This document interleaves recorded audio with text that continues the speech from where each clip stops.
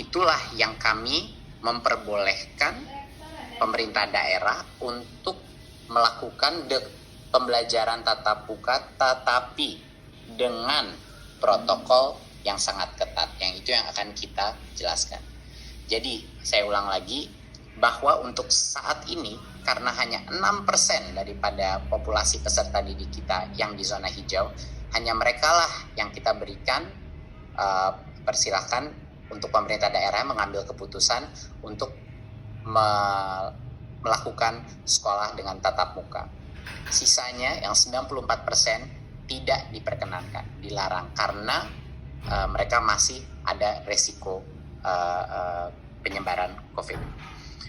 Berikutnya. Jadi bagaimana kriteria kita untuk memulai pembelajaran tatap muka?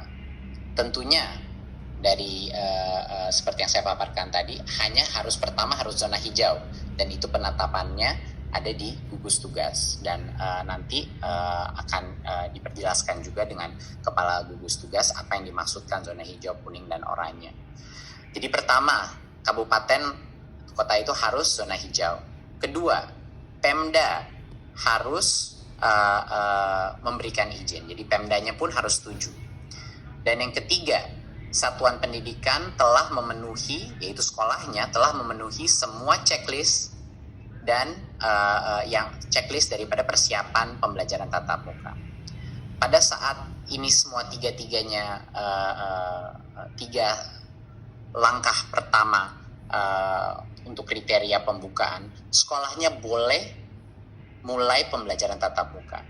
Tapi ada satu lagi perizinan yang harus dipenuhi, yaitu orang tuanya murid pun harus setuju untuk anaknya mereka pergi ke sekolah pada saat itu. Jadinya misalnya zona itu sudah zona hijau, Pemda sudah mengizinkan, dan satuan pendidikan itu sudah memenuhi checklistnya. Sekolahnya boleh mulai pembelajaran tatap muka, tetapi tidak bisa memaksa murid yang orang tuanya tidak memperkenankan untuk pergi ke sekolah karena masih belum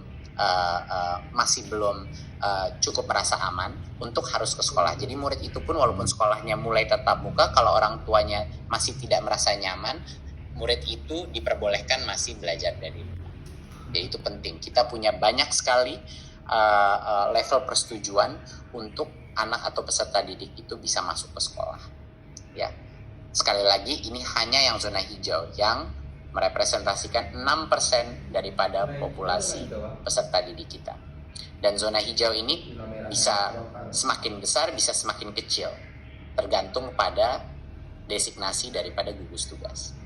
Berikutnya.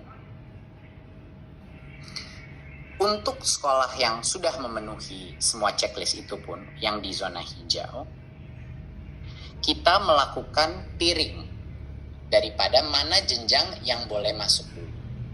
Ya. Jadinya untuk bulan pertama pada saat itu checklist sudah terpenuhi, hanya diperkenankan SMA, SMK, dan SMP. Jadi hanya yang level lebih menengah